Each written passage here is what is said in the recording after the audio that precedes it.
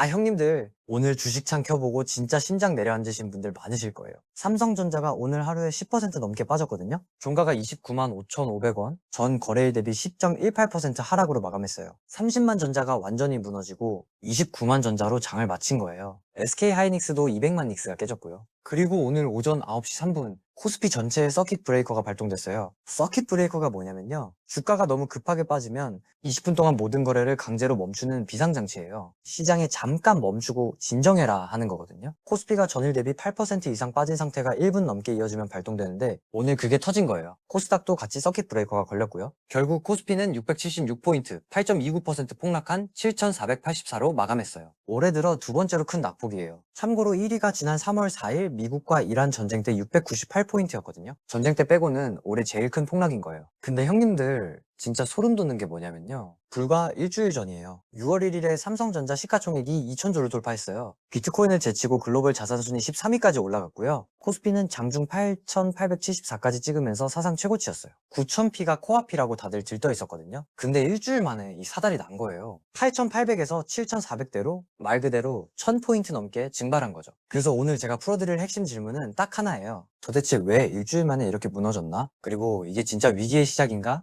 아니면 잠깐의 조정인가? 이 답을 끝까지 따라오시면 얻어가실 수 있어요. 본격적인 내용 들어가기 전에 구독과 좋아요 그리고 하이프까지 꼭 부탁드리겠습니다. 자, 그러면 바로 핵심으로 들어가 볼게요. 오늘 폭락의 진짜 원인부터 정확하게 짚어드릴게요. 이거 헷갈리시면 안 돼요. 오늘 삼성전자가 빠진 건 삼성전자 자체에 무슨 문제가 생겨서가 아니에요. 미국에서 건너온 충격 때문이에요. 지난 금요일 미국 증시에서 반도체주가 통째로 무너졌거든요. 필라델피아 반도체 지수라는 게 있어요. 미국 반도체 회사들을 모아놓은 지수인데요, 이게 하루에 10.3% 폭락했어요. 종목별로 보면 더 심각해요. 브로드컴이 이틀 동안 19.51% 빠졌고, 마이크론이 13.25%, AMD가 10.86%, 엔비디아도 620% 하락했어요. 미국 AI 반도체 대장주들이 다 같이 무너진 거예요. 나스닥 지수 전체도 4.18% 급락했고요. 이 충격이 주말 지나고 월요일인 오늘 그대로 한국 시장으로 건너온 거예요. 삼성전자랑 SK하이닉스가 직격탄을 맞은 거고요. 자, 그럼 미국 반도체주는 왜 무너졌냐? 여기에 세 가지 이유가 겹쳤어요. 하나씩 풀어드릴게요. 첫 번째가 브로드컴 실적 실망이에요. 이게 오늘 폭락의 직접적인 방아쇠였어요. 브로드컴이 미국 AI 반도체 핵심 기업 중 하나거든요.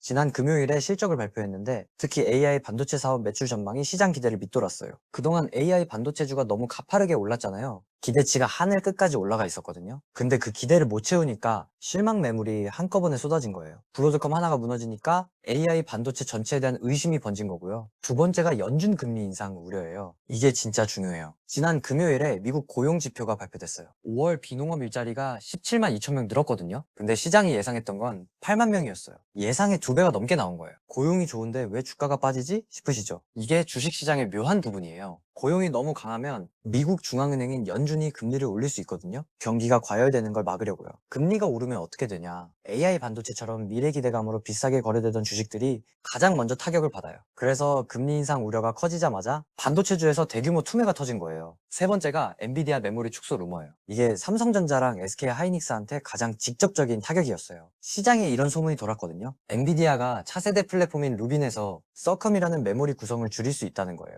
쉽게 말씀드리면요, 원래 엔비디아 AI 서버 한 칸에 메모리를 55TB 넣으려고 했는데 이걸 28TB로 절반 가까이 줄일 수 있다는 소문이에요. 이게 왜 무서운 소문이냐면요, 삼성전자랑 SK하이닉스가 바로 그 메모리를 파는 회사거든요. 엔비디아가 메모리를 덜 쓰면 한국 반도체 회사들의 메모리 수요도 줄어드는 거예요. 지금까지 메모리 슈퍼사이클이라고 수요가 폭발한다고 다들 믿고 주가를 올려왔는데 그 믿음에 금이 가는 소문이 나온 거죠. 자, 여기까지 내용 다시 정리해 볼게요. 브로드컴 실적 실망, 연준 금리 인상 우려, 엔비디아 메모리 축소 루머, 이 세 가지가 미국 반도체주를 무너뜨렸고 그 충격이 오늘 한국 시장으로 그대로 건너온 거예요. 삼성전자가 29만 전자로 주저앉고 코스피가 서킷 브레이커까지 발동된 게 선거나 국내 정치 때문이 아니라 순수하게 미국발 반도체 쇼크 때문이라는 걸 정확히 아셔야 해요. 자, 그럼 형님들이 가장 궁금하실 부분으로 가볼게요. 이게 진짜 위기의 시작이냐? 아니면 너무 올라서 잠깐 쉬어가는 조정이냐? 여기서부터 진짜 중요한 얘기예요. 먼저 조정일 뿐이다 라는 쪽 논리부터 보실까요? 첫 번째 근거가 너무 빨리 올랐다는 거예요. 생각해보세요. 삼성전자가 일주일 전에 시총 2천조를 돌파했어요. 올해 초부터 계산하면 어마어마하게 오른 거예요. 이렇게 단기간에 급등하면 차익 실현 욕구가 쌓일 수밖에 없거든요. 마크 해킷이라는 미국 시장 전략가가 이렇게 말했어요. AI 기업들의 실적은 매우 훌륭했지만 투자자들은 성장률이 정점을 찍은 것 아닌지 의문을 제기하기 시작했다. 지난 2달 동안 반도체주 비중이 과도하게 커졌기 때문에 차익 실현 욕구도 상당히 높아진 상태였다. 그러니까 실적이 나빠서가 아니라 너무 많이 올라서 빠질 빌미를 찾고 있었다는 거예요. 두 번째 근거가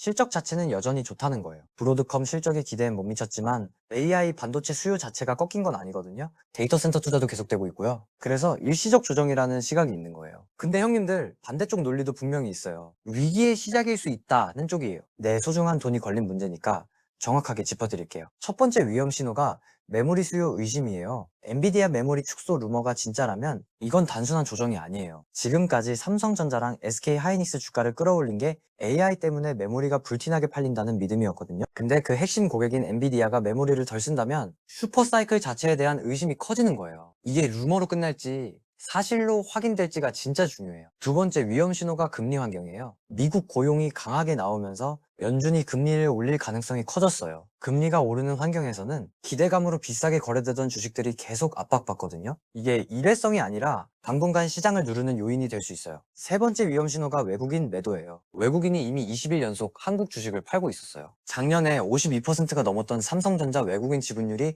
48% 수준까지 떨어진 상태였거든요. 외국인이 계속 발을 빼는 상황에서 이번 충격이 온 거라 낙폭이 더 커진 거예요. 네 번째 위험 신호가 쏠림의 후유증이에요. 그동안 코스피가 오른 게 삼성전자랑 SK 하이닉스 같은 반도체 대형주 덕분이었잖아요. 근데 이렇게 소수 종목에 쏠려 있으면 종목들이 흔들릴 때 지수 전체가 무너져요. 오늘 코스피가 8% 넘게 빠지고 서킷 브레이커까지 걸린 게 바로 그 쏠림의 후유증인 거예요. 다섯 번째 위험 신호가 변동성 자체예요. 생각해보세요. 일주일 전엔 사상 최고치 8,874, 오늘은 7484로 서킷 브레이커. 이렇게 변동성이 극심하다는 건 시장이 그만큼 불안정하다는 뜻이에요. 이런 장에서는 하루 만에 또 방향이 바뀔 수 있어요. 자, 그러면 오늘 핵심 질문으로 다시 돌아가 볼게요. 위기의 시작이냐? 잠깐의 조정이냐? 지금까지 나온 걸 정리하면 이래요. 조정이라는 근거는요, 너무 빨리 올라서 차익 실현 욕구가 쌓였고 AI 반도체 수요 자체가 꺾인 건 아니라는 거예요. 위기일 수 있다는 우려는요, 엔비디아 메모리 축소 루머가 슈퍼사이클을 흔들 수 있고 금리 인상 환경이 당분간 시장을 누르고 외국인이 계속 발을 빼고 있고 반도체 쏠림의 후유증이 크다는 거예요. 결국 핵심은 두 가지로 압축돼요. 첫째,